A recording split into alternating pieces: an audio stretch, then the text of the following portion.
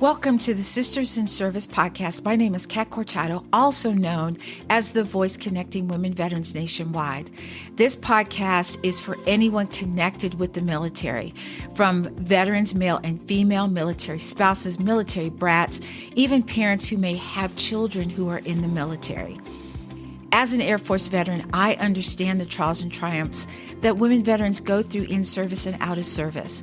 And so I wanted to find a way that I could put it out there into the airwaves and let everyone know what we're going through and find a way and a solution to what's happening to us in the service. I also like to highlight these women who are business owners, they're entrepreneurs, they're bosses in their business. And so I hope that you will follow me, you will share, and you will subscribe to this podcast, which comes out every week on Tuesdays. And as always, please stay safe, take care of each other until next time. And it's never too late to start your impossible. Hello, everybody. Welcome to another episode of Sisters in Service. And I am speaking with Brandy Lang today. And she's going to talk about her military service. And she's going to talk about her TBI and how she found a way to help herself so that she can help others. So, Brandy, welcome to Sisters in Service. Thank you so much, Kat. Thank you for inviting me. I appreciate it. Of course. And I was so glad to see that you're an Air Force veteran, you know, because there aren't many of us around and people tend to make jokes about the Air Force. But, you know, it's okay. I'm still proud to be an Air Force vet.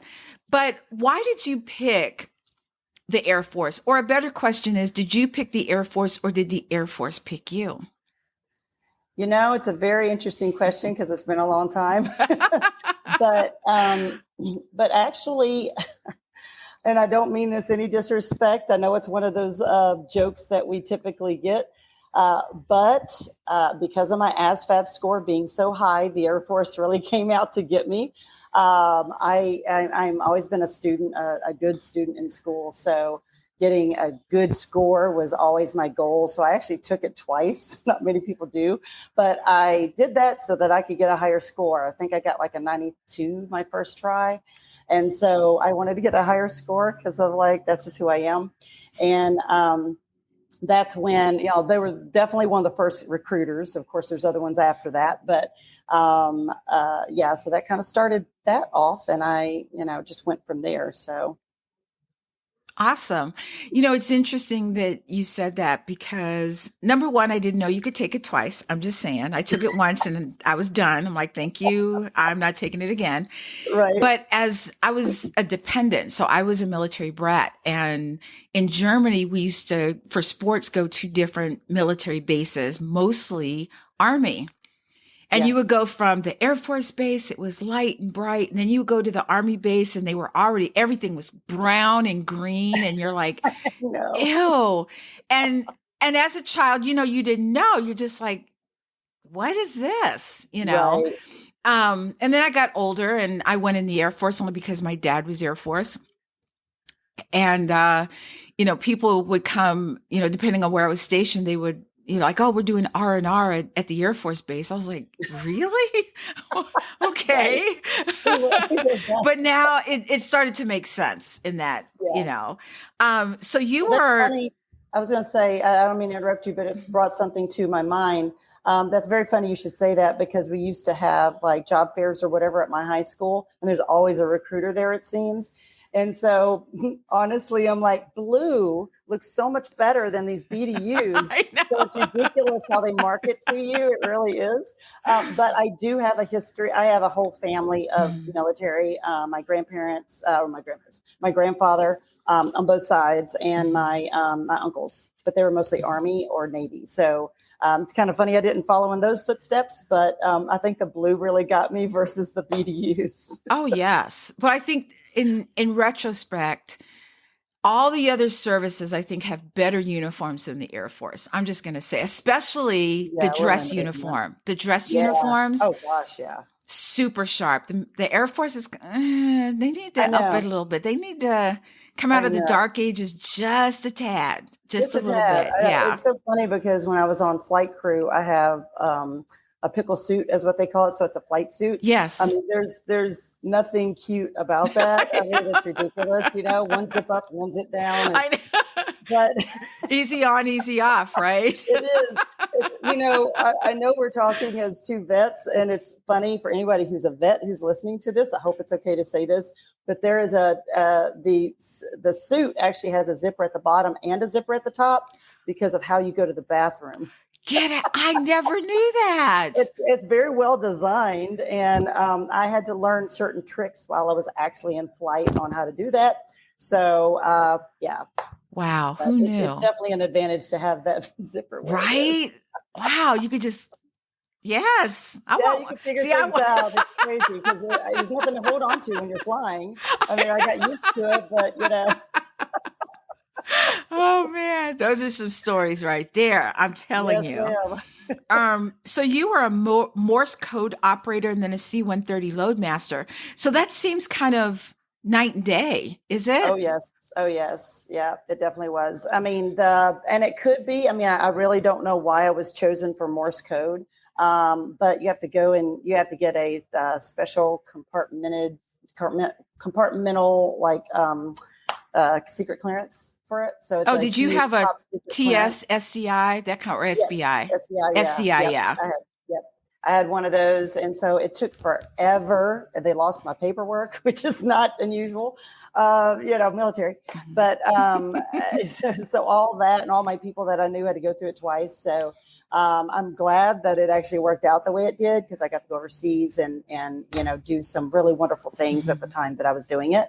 So knowing now, I mean, it's interesting because you go through this whole school and it's so funny. Even today, I can hear very high pitched noises and I'm like, oh my gosh, there's code in the bottom of that. It's weird. I can't turn it off. Oh my gosh. Most of the kids today will never experience this because you remember TVs and when they used to go off at midnight? Yes. And you'd get the snow and everything. Yes. There's code underneath there. It's weird. I was just like, oh my gosh. Let me get a piece of paper. I'm starting to hear that it's not. It's wow. So crazy. But you definitely get used to doing that. So it was a great experience, and I loved it. Like I said, I got to go overseas, so that's one of those things you get to do. But and then what happened was my base closed, and then they a whole team from Kelly Air Force Base came in to take a look at all of us and cross train us and give us new stations. And I came up and they said, these are the jobs that you could qualify for. And one of them was a loadmaster. And I was like, well, I want to do that. By that time, I'd already been lifting weights. I'd already been one of the only women in the whole gym. And that's one thing about the Air Force. We have the best gyms, I think, in the entire. Yes. We really do. We really do. Say. So I'm very fortunate for that. But I really started lifting and doing all this good stuff and learning how to do all of those things. And Kelly Air Force Base, this guy came in and he's like, well, you have to lift 50 pounds over your head. You're like, yeah, whatever. Let me bench press you, I do bro. that every day. Okay, whatever. And he looked at me because I'm so short. And these two other guys that were huge that I actually lifted with, they were like, oh, yeah, you're going to, that's easy for you. I'm just going to put you down. And he kept asking me, I'm like, yes, can you please put me down for this? So he finally did. And it's kind of interesting because the other two guys didn't make it through all the qualifications. And I'm the one that got to go to school. Wait, they couldn't do the 50 pounds? They had other things. I was going to say. Yeah. An eye color, it's kind of thing. And then I guess somebody else just didn't make it for other reasons. Wow. But that was kind of interesting. The one person we thought couldn't do it, but yeah. And that in itself is just amazing. I mean, it's so funny because there's so much involved in being a loadmaster, everything from the mathematics to just the rigging and knowing everything and not knowing, whatever drop or cargo you're having to carry. I loved doing the personnel drops. Because that's when I really got to see the Army most of the time. Yeah. And oh my gosh, seeing the ones that were very experienced and the ones that were newbies. Oh my gosh, just to look at the look on their face And Fear my and thing, terror. fear and terror. And, you have to you have to really be attention to detail because there's a lot of safety issues on a Yes, plane. I So bet. when I was ready to, open the door and get him out of my plane, basically, my thing ahead of time, luckily, the thing that I would kind of educate the jump master and safeties on is you have to take your barf bags with you. It's like, Yeah. yeah, seriously, man, everybody gets one and most of them will use it if they're new. And I'm like, you're taking that out my plane with Yeah, you. So right? Yeah, I'm not yeah, touching it. I'm not yeah, touching it. exactly. So Yeah. luckily everybody that I worked with was fantastic. I Mhm. mean, all the jump masters and safeties, I Mhm. mean, they scare their own people, but they were very, Mhm. very respectful to me. So I always loved that. So let's move on for just a second. I want to talk about the fact that you suffered a TBI, traumatic brain injury, while you were active duty. Yes. Give us a little background on that, if you could, about how it happened and what were some of the effects of, like, what did you experience having that TBI? Yeah, it was, a new thing for me because I've always been like I guess a tomboy anyway. So I'm kind of surprised it just happened then.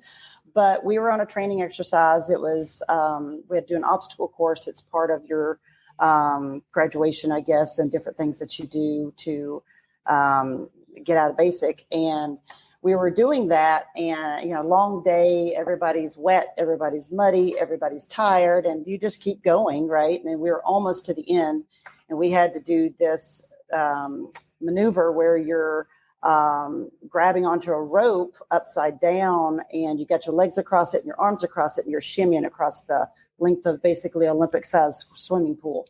And you can only have 4 people on the rope at a time for safety reasons, obviously. Well, at the end is a platform that you jump off or you step off of. And so the first person at the end, I was kind of at the end, I was at one end ready to be the last person. So the person that should have been getting off was too scared or something. I don't know what happened.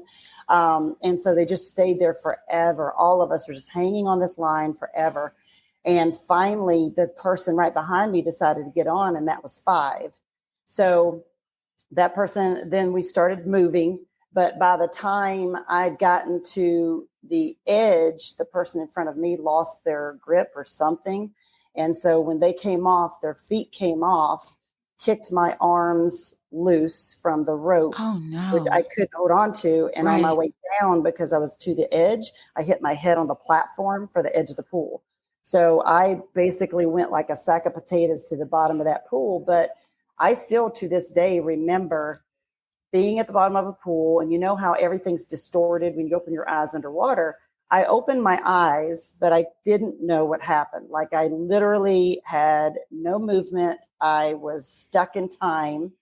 I was just confused. And luckily, I guess there's primitive, and I know now from my experience and my education, there's a primitive reflex that basically, as long as you do have oxygen in your body still, you're not going to take a breath, right? So luckily I didn't just like drown. Like there were safeties anyway, but I just was there, and I heard them trying to talk to me, and it was all muffled underwater, but I didn't know they were talking to me. I didn't know what was going on. And they were basically telling me afterwards, they were screaming for me to swim up to the top. Like, hello, you need to get up. You need to get to the top. And I was awake, but I just could not understand anything. I couldn't even move. So they had to dive in and get me. And it's something you could stand up in. It was not, 10 feet of water or anything. It was just a pool that was maybe 4 feet deep or something. Right. So I don't really know, but yeah, so they had to have 2 safeties come in and get me and walk me to the edge and get me out of the pool. And even then, like, of course, I have this drill instructor yelling at me, right? Or actually a TI. Ours are different, but same thing. Somebody yelling at me, what are you doing? This is ridiculous. Get back to formation and just keep going. And I finished. But afterwards, I really had a hard time doing everything else in training. Like I was confused. I couldn't get up. I wanted to sleep all the time. I was slow in everything that I was doing, like even tying my shoes and going to take showers, which of course is like, what, 2 or 3 minutes? you can't really be slowing that. But the biggest thing that I knew was a problem is every single morning you get up in formation, you start running. And I literally fell off of the path like several times because I was like blacking out. Like I was not completely losing my consciousness to where I did black out, but it was just that immediate like whoosh of brain fog, whatever, that just was so heavy on me. I just couldn't control what was going on. And I would just like shake my head to try to wake up and try to continue running. And of course they just continue yelling at me. And I'm like, I had to go to my TI, and tell her, I was like, something's wrong. I was like, I'm sorry, obviously you're going to yell at me again, but I don't know what's wrong. I can't run. I can't sleep. I can't wake up. I can't eat. I can't do any of this. Like something's wrong. I don't know what it is. So, but that's frightening. It is. You know what it really is? It's you're scared because you want to do it. You're scared that they're going to yell at you. You're scared that you're going to black out. You don't know what's going on, so you're scared of that. I mean, it's just this whole fear that's gripped you. So how long? I didn't want to disappoint anybody. Of course not. How long did it take for you to say, I need to go find out what's going on? It was probably about 3 or 4 days because, you're afraid. Let's be honest. You're afraid to say anything to your TIs. It's like, okay, I am not going to get my shoes out of alignment. I'm not gonna, I'm going to stand there in the best possible formation I can and you not bobble and not run as best as everybody else. You just do what they tell you to do, right? Because that's what you're trained to do. That's the purpose of basic is really making you the model that they want. I mean, it is, So I was just too afraid to do it, and it got so bad that I'm like, I'm really going to get in trouble for this. Like something's either it's going to get worse, and then I will completely black out and hurt myself. Because somebody had actually fallen and they'd like hurt their ankle or something. And I didn't want that to be the case. I wanted to finish my training and go to my job, go to my AFSC. So, it was, granted, I turned 18 in basic training because I went in and you were a baby. Oh my goodness. I was a baby. Yeah, man. I went to the bathroom in the middle of the night and sang happy birthday to myself. Woo! Birthday party for Brandy. But that's what you do. So can I just say, when you mentioned the obstacle course, I was like, there was an obstacle course in basic training? I must have blacked it out. I must have just I mean, seriously, what it's just like one more thing you do, right? I'm like, wait, obstacle course? What is she talking about? I know. And I'm like, I hope they still do it because things have gotten a lot more, different. I'd say watered down, obviously, even from the Air Force standards. So you get your diagnosis of TBI. How does that affect you? Well, one of the things that really led me on my path anyway is that when I went to see the doctor on base, they knew what it was. And at that time, it was called a closed head trauma. That's the classification that they used. And that basically means it's mild versus moderate or severe. Moderate or severe basically means there's a structural damage, because then it's called an open head trauma. Ugh, so I don't even want to know if that's a mild, I don't even want to know what a severe is. Yeah. And I've worked with those folks before. So it is very devastating, but that may be something I'll eventually work into, but right now I'm not doing it.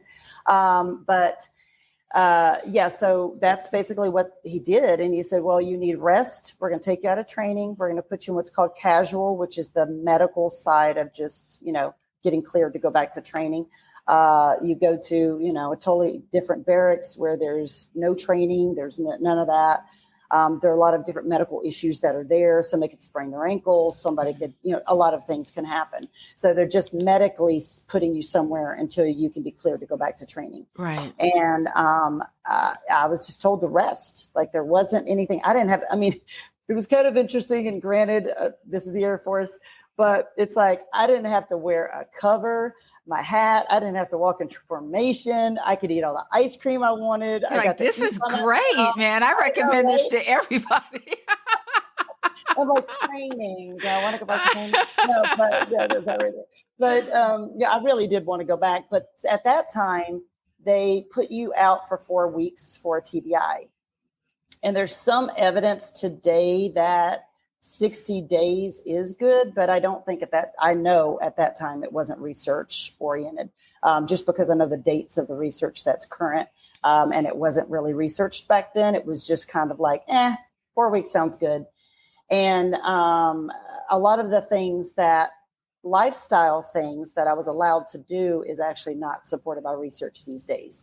So the reason why, I say the VA really didn't know at the time what I needed to do to recover. A lot of times, if you even today go to your PCP or VA doctor, they're going to say you need rest, relaxation, be in the dark, don't have this, don't have that. And none of that is supported by research. It's actually the wrong protocol straight out the gate. So I try to educate people on that a lot, and that's what I do. But so basically, it was 4 weeks, and I went back to training.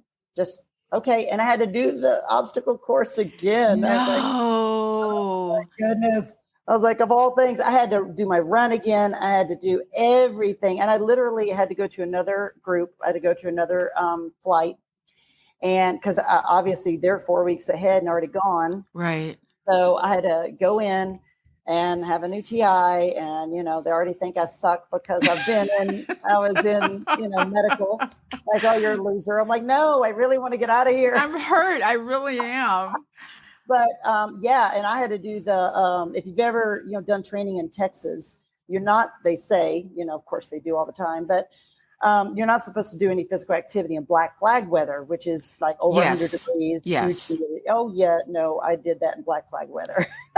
It's like, because You're I like, didn't have but the flags, look at I the know, right? flag. No, I can't breathe. Get on the obstacle course now. Exactly. I had to run and do that in black flag weather. But, but that's okay. I think it's because I really didn't have a lot of time left in my total time there. So, I was wasting money. I know what the reason was. I think I'm spending too much money being there. So, but I really, I'm so glad because how duty stations are. If you don't get there in time, then you don't get the slot. And the rest of my career was made the way it was because I was able to do that. But yeah, it was kind of like, really? Do I have to do? Let me ask you this question. So they told you to rest. Yeah. What's the difference then compared to now? Is medication prescribed, or is rest still the protocol, or have they added something such as, I don't know, maybe doing things that are gentler on your body? What kind of protocols are in place right now? Actually, none of those are research based. Okay. So why not? Well, not to confuse or turn this into, science 101 type of thing. I'll try to kind of keep it simple because I can really go down a rabbit hole with this.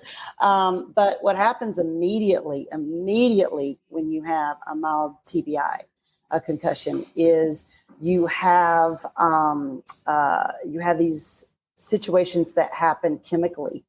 Okay, so everybody knows from biology what mitochondria are. Those are the cells in your body that make ATP, which is your energy. Yes. So we know that food is energy. However, so diet has to be one of the first things that you do.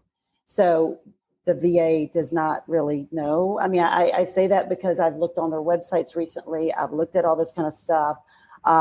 You need to have somebody specifically give you something that's going to be anti-inflammatory and are going to also boost certain vitamins and minerals that you need that are specific to what's happening from the brain and the gut. And that's not just throw something at the wall, multivitamin type of thing, or here, let's go ahead and eat this because it, has B vitamins or whatever, because energy does that. That is not what you need to be doing. So the one of the things that helps you, there's also cerebral blood flow issues. Yes. So you have a gut issue that happens when your gut becomes permeable. So that means the junctions on the cells become open, and they're open to any and every toxin, which is environmental, food-based, extracurricular activity-based. Everything. Anything, especially pharmaceuticals. There's actually no evidence. It's already been it's actually been evidence supported that pharmaceuticals are not helpful in recovering from a TBI. So, and I understand from being in the healthcare field that from some people's viewpoints, that the only thing they know what to do is to prescribe a medication for a symptom you're telling them you have. However, for most of those health professionals that actually don't have the education that I do and really research why you're having your symptoms, where it's coming from, it's not the best course of action because it doesn't do any good. And what it does is it causes more toxicity and more side effects. That does make sense when you say it like that. Yeah, exactly. So you really have to take you have to take the cerebral blood flow. So rest is not good for that. In fact, I actually do tests on people that look at what their sub threshold, which means their symptoms, at what threshold they can do physical activity before their symptoms actually happen.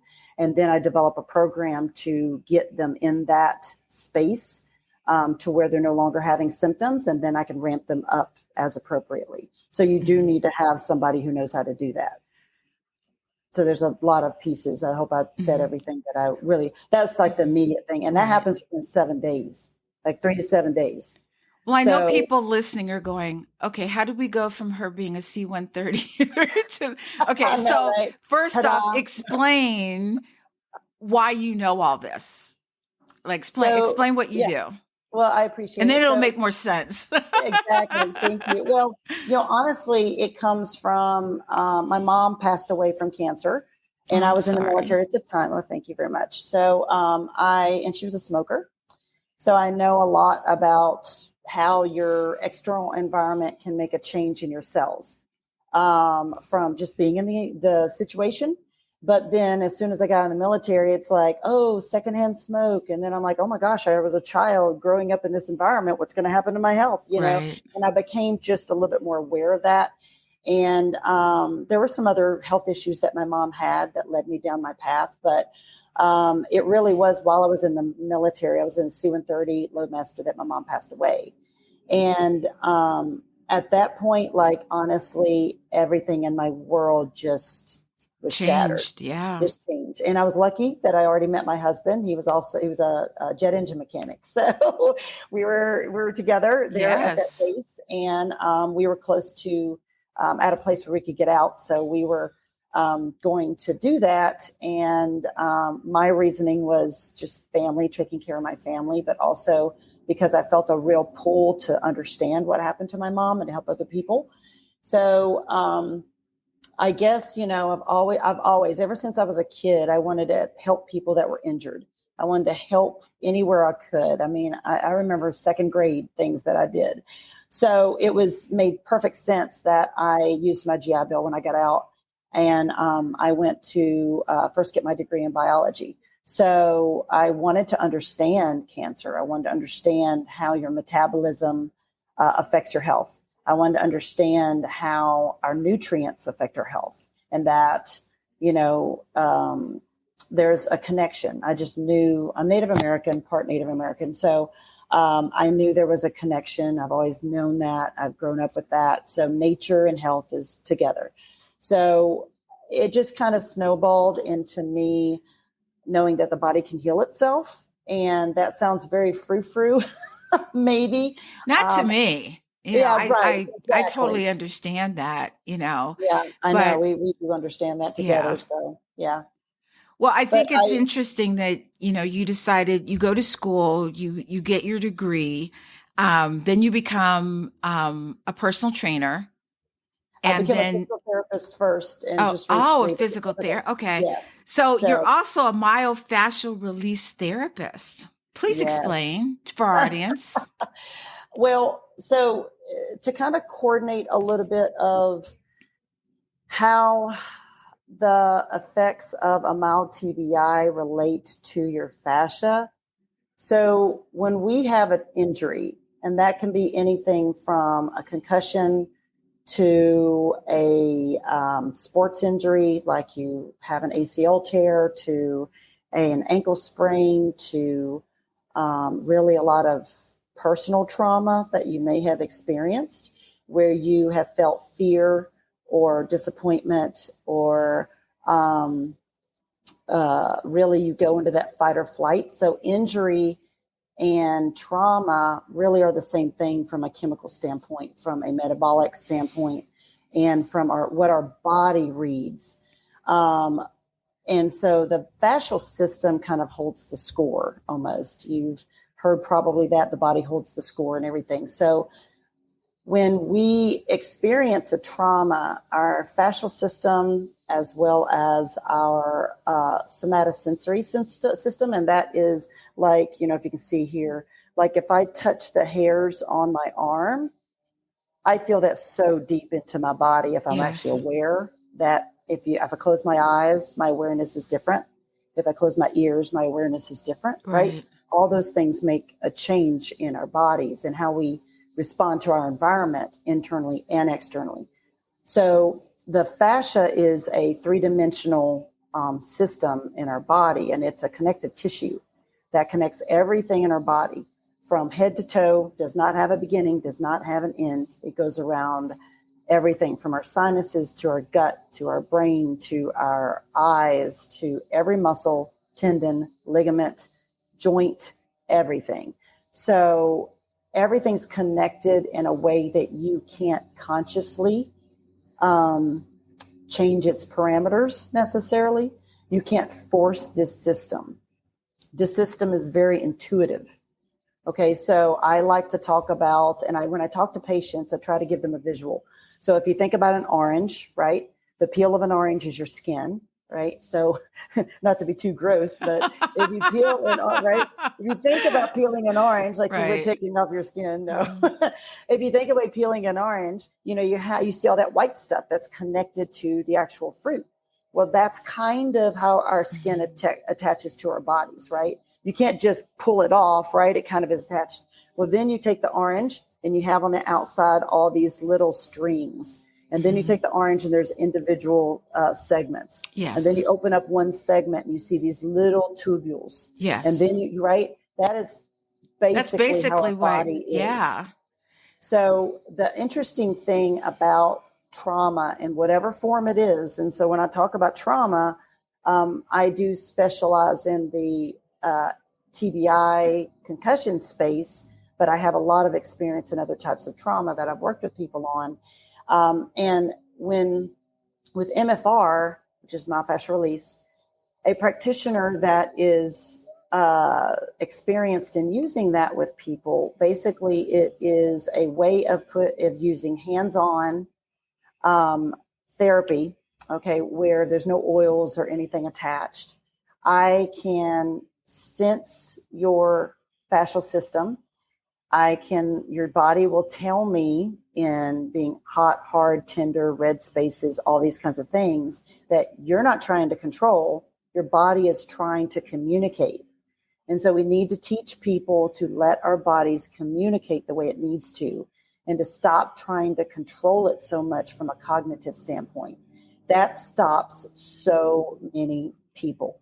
Yes. Until you have your connection with your body and that awareness, you're not going to do anything with your brain. I don't care who talks to you, who puts you on a couch, who gives you a pill, who tells you to do this exercise or that exercise. Exercise is very, very important. And I know we both have experience with that. Exercise is very important for a lot of different ways. You get to feel your body in a totally different way. You get to push your cardiovascular system in a totally different way. So you do open up some of those channels, especially to your brain. But you also get that endorphin release, which is very important. But there is a gene that's been very well researched. It's called a BDNF gene. And it's a brain-derived neurotropic factor. Okay, so don't get lost in the words necessarily. But it is. I'm glad you're not going to ask me to spell that. No, I'm not going to quiz you on it. So it is a very important gene that's been very highly researched to link or correlate mental health with physical exercise. But again, if you just go out and do physical exercise, if you've had a TBI, you're going to have a lower threshold. You're going to have these headaches, anxiety possibly, because you're talking about the autonomic nervous system. You're not talking about just the musculoskeletal system that's saying, oh, let me go lift weights. Oh, let me go run. Let me go do this.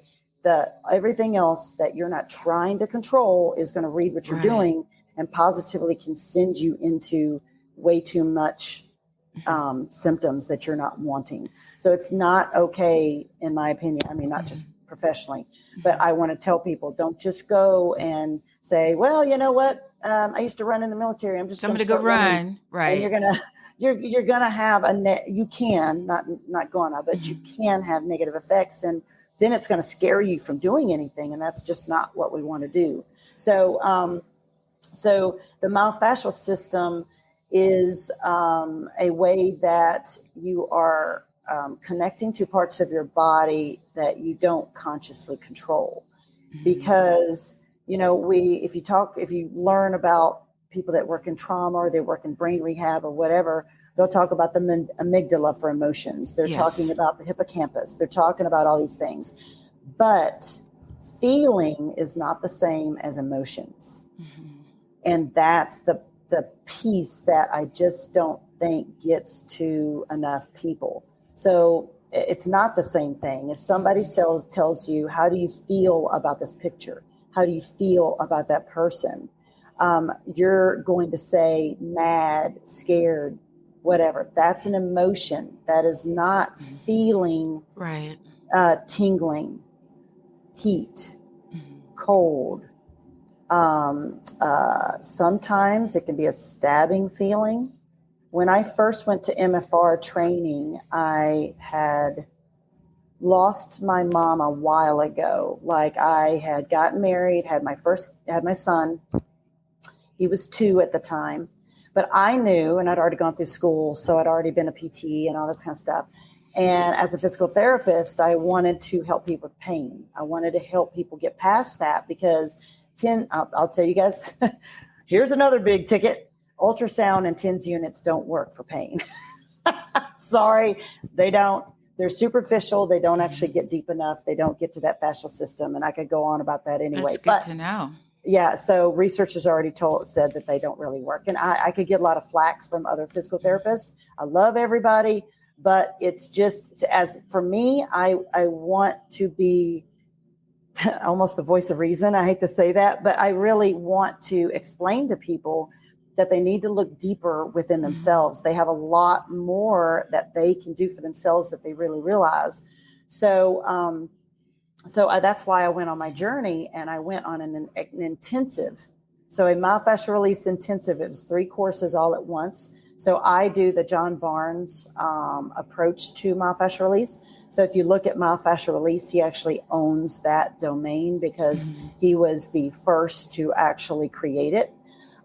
He's a PT and a massage therapist as well. So he's a physical therapist and a massage therapist. He's been doing this since the 60s. So it's like, before that was, but in the 60s, that was woo woo. Massage, exactly, ooh, that's right? woo woo. Yeah, exactly. It's like, let me get, back then it was, definitely like crystals and everything. So it was. So through that, I was, my son is very interesting because John's amazing. John is just amazing in his energy and everything. And he taught me a lot about not my physical self, my fascial self. Okay. They live in the same place, but we have to make sure that they stay friends. They got to talk to each other. Yeah. Yes. They talk to each other, and that then extends to everyone else in our lives.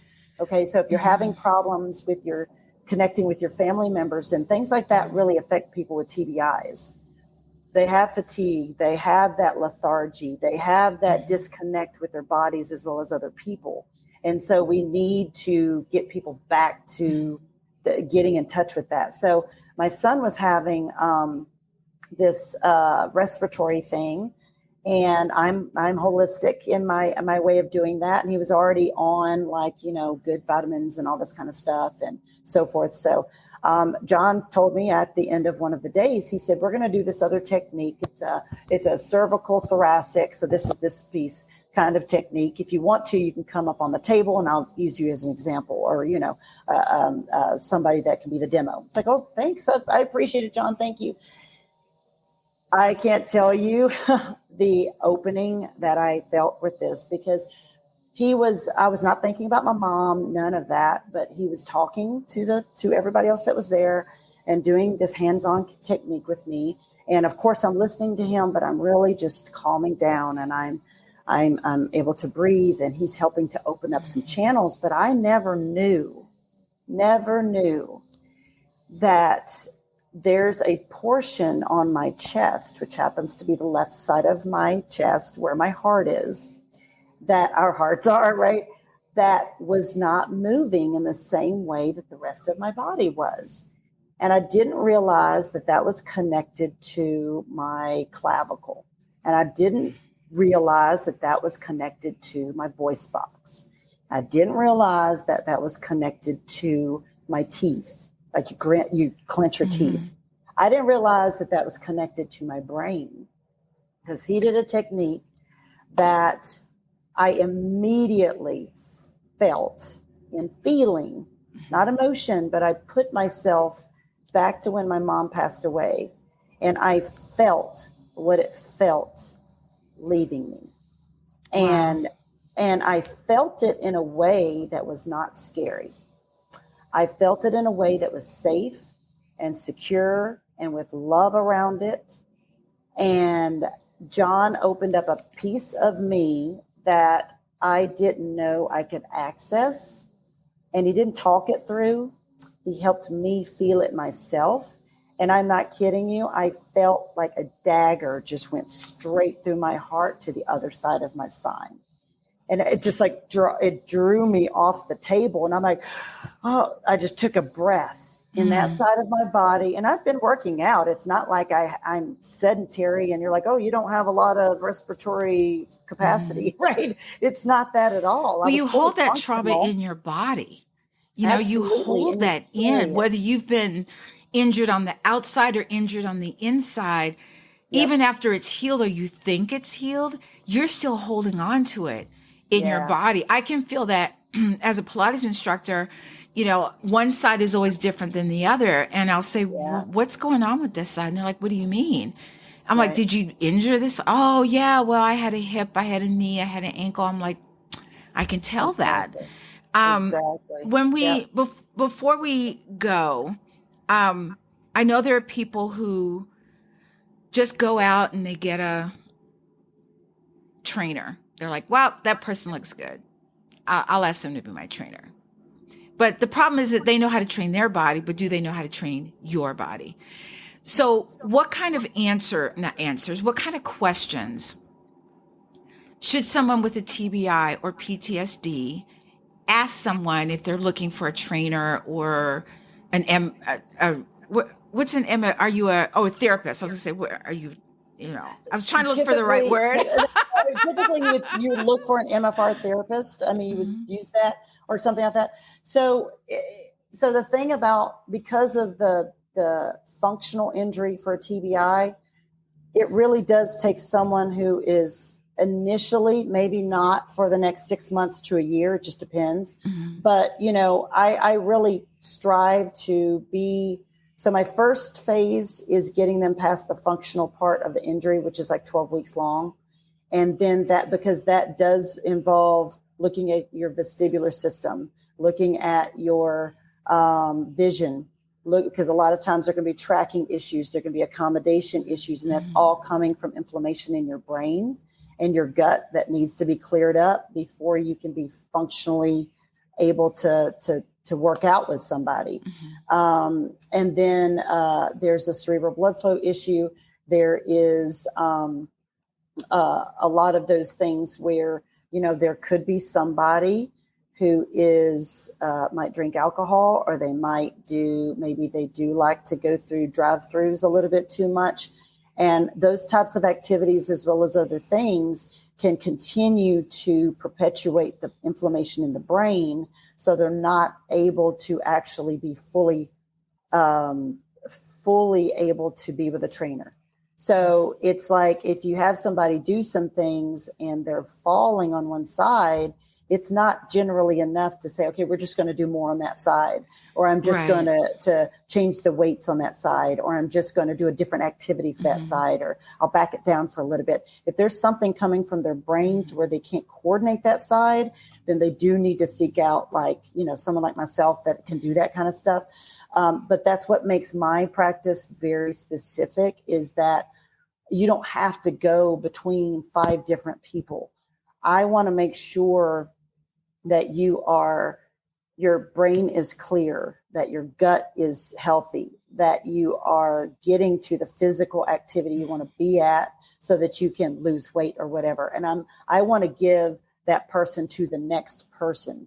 So I want to make sure it should be a warm handoff. And even for trainers, if I notice someone who's having that issue or issues, then I might think, maybe asking them, have you had a traumatic brain injury? And if they say, yes, I know someone, so even as trainers, we have to get past our ego and say, you know what, this is above my pay grade.